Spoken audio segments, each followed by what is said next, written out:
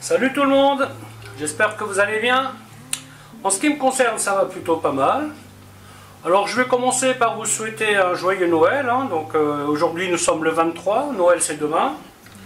J'espère que vous êtes en famille, que vous n'êtes pas tout seul dans votre coin. Alors comme d'hab, les petits pouces, les je m'abonne, les commentaires, comme vous voulez. Alors aujourd'hui, je vais faire la continuité de la vidéo que j'ai publiée il y a 2-3 jours, qui est la marinade.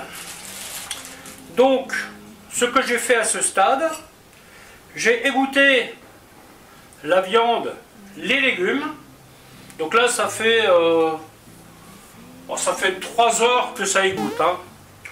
Vous pouvez même, si vous faites une marinade sur plusieurs jours, vous pouvez même égoutter la veille pour le lendemain. Comme ça, le maximum de vin de jour a coulé et vous serez prêt à finir votre plat. Donc ici, j'ai la viande, ici, j'ai le légume, ici, j'ai le vin. Donc là, j'ai pas loin de 3 litres de vin. Enfin, de liquide, parce que j'ai mis un peu d'eau pour rincer ma casserole. Donc, je vais cuire ça avec une liaison. Donc, pour 3 litres, j'ai mis 80 g de farine. Et donc, 80 g de beurre. Là, il me faut de l'huile pour rissoler la viande. J'ai prévu une petite garniture déco. Je vais faire une petite poêlée de girolles. Bon, ça va attendre. Et je vais faire, il me reste un peu de pain de mie là que j'avais prévu pour faire quelque chose avec. Malheureusement, j'y arriverai pas. Pourtant, c'était une chouette recette pour Noël, mais là, j'ai été trop optimiste. Je la ferai après les fêtes, ou enfin, je sais pas quoi. Et j'aime bien y mettre du lard. Ça parfume, ça rajoute un peu de gras, ça rajoute un peu de fumée, ça vous fait des sauces que je trouve très sympathiques. Bien entendu, on n'y rajoute pas d'aromates. N'oubliez pas que tout a été mis dans le vin pour la marinade. Donc tout y est encore, tout ce que j'ai mis dedans, c'est là-dedans. Par contre, je n'ai pas mis de sel, donc je vais mettre du sel. Voilà, écoutez, je pense que je n'ai rien oublié. Voilà, écoutez, je vais vous montrer comment faire tout ça. A tout de suite. 80 g de beurre. Pour ça, c'est pas vraiment nécessaire. C'est juste parce que je trouve que ça donne un petit goût sympathique. Mais vous pouvez très bien singer votre viande ou singer vos légumes et ne pas rajouter de beurre. Ça, c'est un choix qui m'est propre sur ce coup-là. Voilà, on met de côté tout ce qu'on n'a pas besoin tout de suite. Alors, je commence par les légumes. Ah oui, tiens, c'est ça que je voulais vous dire. Alors, vous voyez, comme il y a quand même une certaine quantité, je n'arriverai pas à faire toute la viande dans la même poêle. Donc, ce que je vais faire, pour gagner du temps, je vais démarrer mon légume. Une fois que j'aurai mis mon légume là, je le mettrai derrière pour le faire bien rissoler. Et ensuite, je vais faire rissoler ma viande. Avec ce volume-là, je pense que je vais m'y prendre bien 3-4 fois. Ça, je verrai après. Peut-être 3 suffiront. Parce que l'idée, c'est de ne pas mettre trop de viande à la fois. Si vous faites ça, votre viande va bouillir. Déjà, là, elle va bouillir, c'est sûr. Le fait de la marinade. Et il faut admettre que les points chauds qu'on a dans un appartement ne sont pas vraiment idéal, il manque quand même de la puissance. Dans un restaurant où vous avez une plaque, où vous avez un plein feu à gaz, je peux vous dire que ça va beaucoup plus vite et vous galérez beaucoup moins pour faire rissoler votre viande. Ce qui est cool, une fois qu'on a tout fait, c'est que là maintenant j'ai juste à composer. Vous voyez, j'ai plus rien à couper, enfin si à part le lard, mais c'est plutôt cool comme truc. Voilà, donc je mets mes légumes que je vais faire rissoler. Cette passoire là, je vais la garder parce que je vais mettre ma viande là-dedans après coup. Voilà, je vais faire des gros lardons. Je vais les mettre directement dans mes légumes. Je laisse la couenne. La couenne parfume aussi.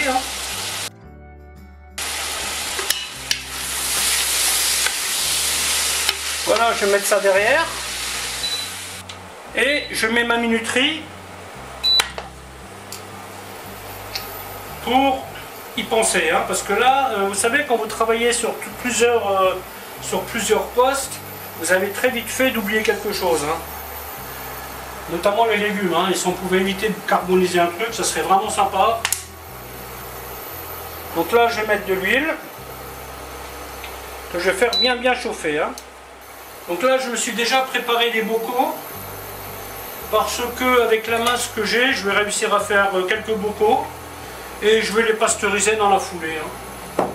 Je vais mettre de côté ce qu'on va manger et puis hop, ensuite pasteurisation. Alors quand vous faites ça, pensez à fermer les portes de vos chambres hein, parce que c'est le genre de plat qui a tendance à embaumer toute la maison. Après, c'est pas une odeur qui me gêne plus que ça, mais c'est vrai que quand vous rentrez, que vous avez cette odeur qui vous saute aux narines, voilà, c'est simple, hein, j'attends tout simplement que ça fume. Hein. Faites attention parce que ça a tendance à gicler un peu. Hein.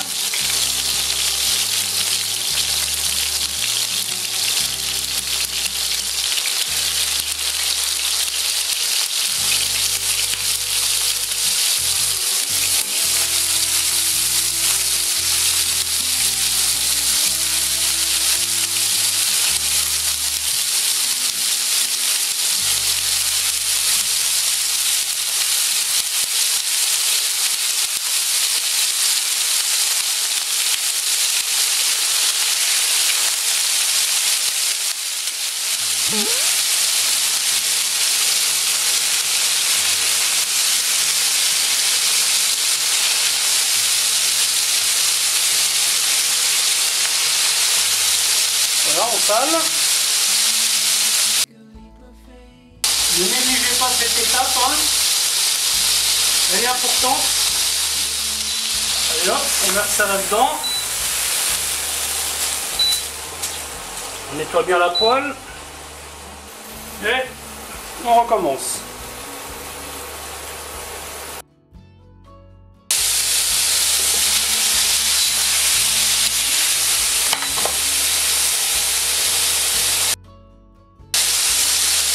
Ce que vous devez faire quand vous faites rissoler ce genre de viande qui est marinée, c'est que vous attendez que le liquide soit évaporé. Après, il ne restera plus que la graisse, mais c'est à partir de là que votre viande va mariner, va rissoler.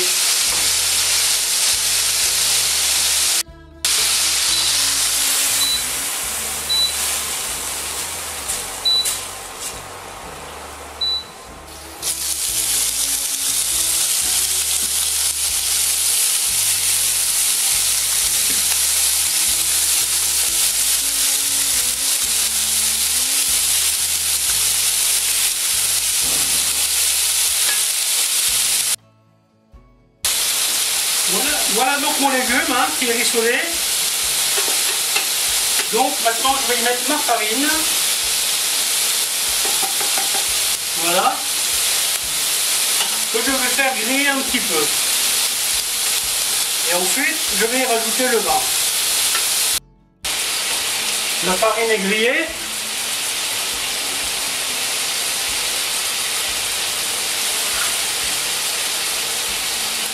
On y met le vin.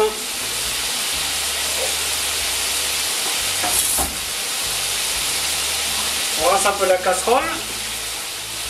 Voilà, on mélange bien entendu. Hein.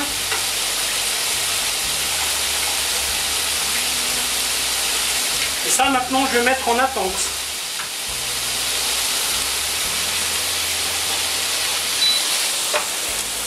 On égoutte. Et là je fais réchauffer ma poêle. Alors ça pareil, vous n'êtes pas obligé, hein, c'est pas une obligation. Hein. C'est juste que moi maintenant qu'il y a une partie de toute l'eau qui s'en est allée, eh ben, je vais encore mettre un petit coup de rissolage à cette viande.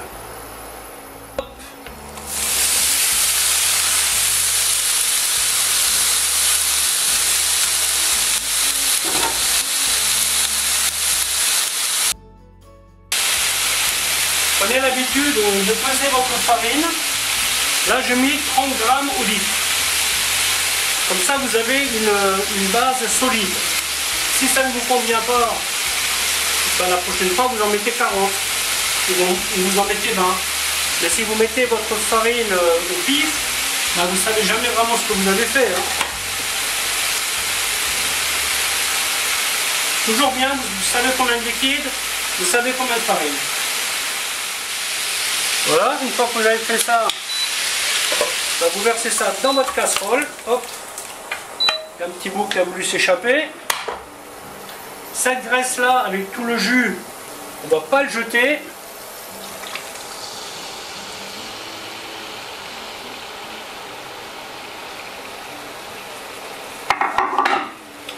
On va faire ce qu'on appelle pincer les sucres.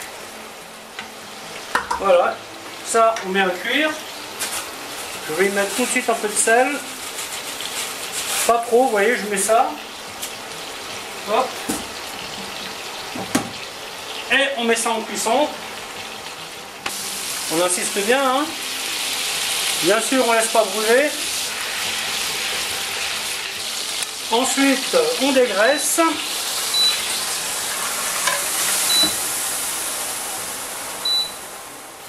Voilà, j'éponge un peu. Hop. Et on déglace. Et ça, je vais verser dans ma sauce. Mais je vais le passer à travers une petite passoire.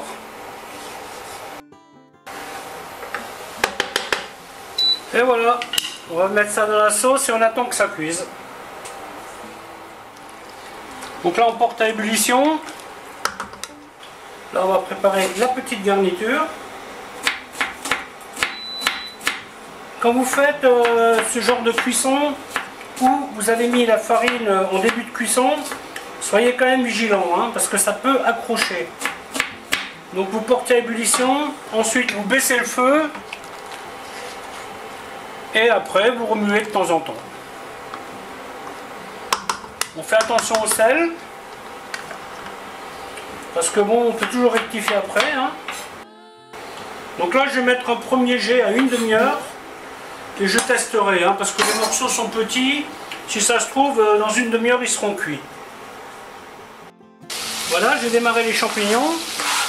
On attend que le beurre soit noisette. Les échalotes coupées assez fin, je les mets tout de suite. Voilà. Et on va faire cuire ça tranquillement. Bien entendu, on y met du sel, de petits cœurs de pain, et on va faire un crouton.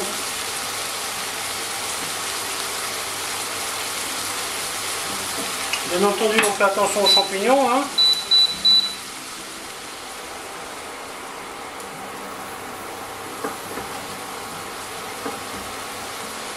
Ça, vous voyez, ça ferait une belle déco.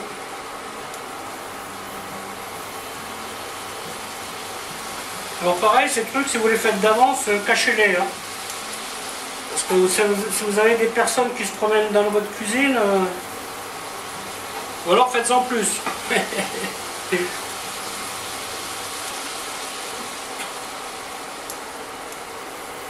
Bon, c'est stylisé. Hein. Et voilà. Ça suffira. Ensuite, on y met du persil. Voilà. Et on débarrasse les champignons. Et on va les réchauffer à la dernière minute. Ensuite, on enchaîne avec les croûtons. Bon, comme d'hab, quand vous faites des croûtons, il faut un peu de gras. Hein. Toasté, c'est moins bon. J'en fais pas souvent, mais quand je les fais bien, hein, sinon ça m'intéresse pas. Hein. Comme quand vous faites des croûtons coupés en cubes, hein, c'est pareil. Hein, wow. Pile.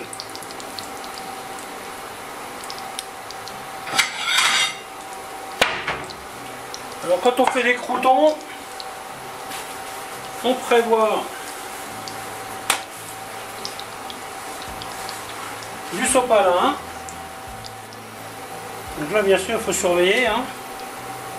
L'idée n'est pas de les carboniser. Bon, celui-là on va le sortir, on va faire de la place. Voilà. Ce feu là il chauffe un peu. Vous voyez, vous avez vu là, il chauffe pas correctement en fait. Et donc il faut redoubler de vigilance parce qu'il y a un côté qui brûle et pas l'autre. Enfin, et l'autre il cuit pas, donc... Allez hop. Et ça, pareil, on réserve. On mettra un petit coup de chaud au moment de servir. En même temps que les champignons. Voilà, le civet se porte bien. La sauce est limite comme il faut. Là, il a une demi-heure de cuisson. Hein.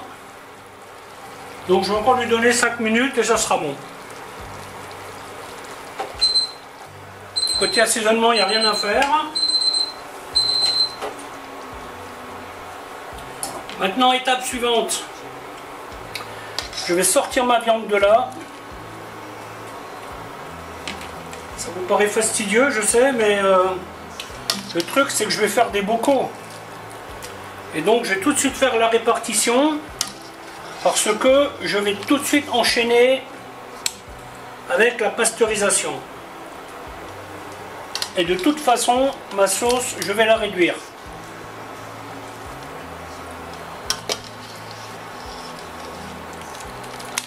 Oui, 30 grammes, ça suffit hein, de farine. Hein. Après, vous faites une petite réduction. Hein, mais c'est vrai que vu que j'étais large en sauce, c'est pas grave du tout. Hein.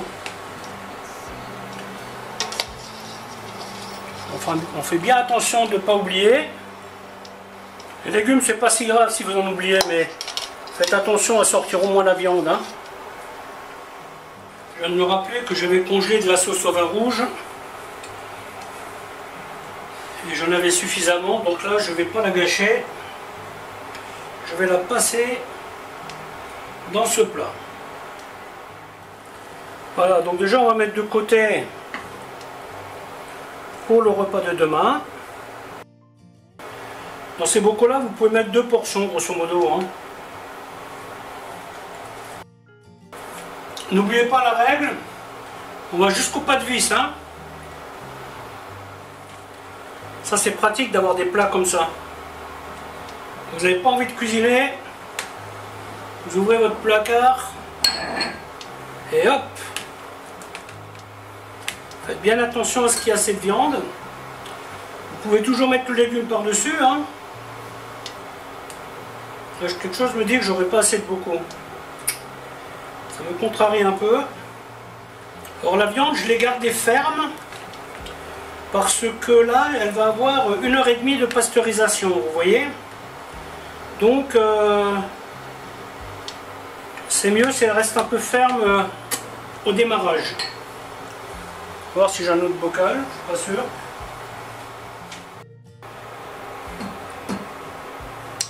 Et voilà, donc le moment est venu de répartir la sauce.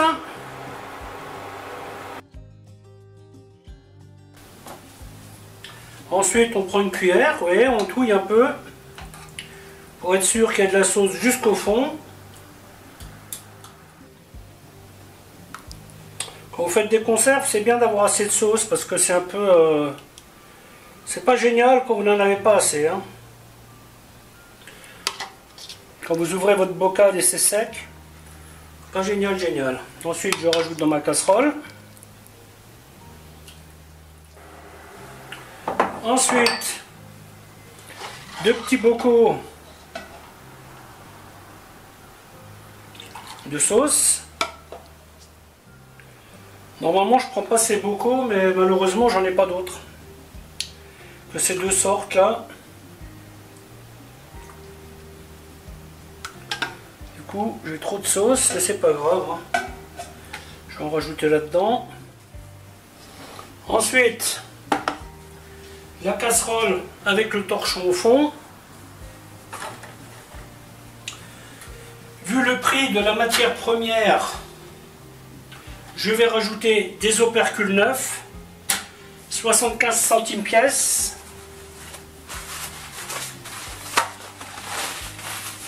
Et après, comme d'hab, hein, on nettoie bien les bords.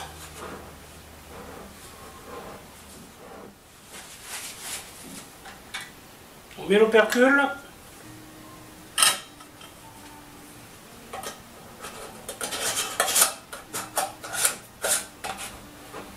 Et on visse.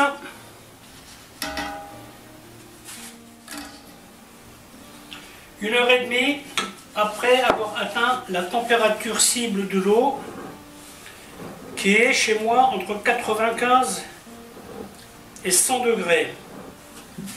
C'est la raison pour laquelle j'appelle ça de la pasteurisation et non de la stérilisation. Si vous avez un stérilisateur, ça sera beaucoup plus facile. Vous n'aurez pas besoin de surveiller votre température. La machine fera tout seul. Et elle s'éteint tout seul aussi. Pour le moment, j'en ai pas acheté parce que celle que je voudrais avoir, c'est quand même pas loin de 200 €. Et comme mon système il fonctionne très bien, actuellement ma grande casserole elle me permet de pasteuriser 14 bocaux de 1 litre.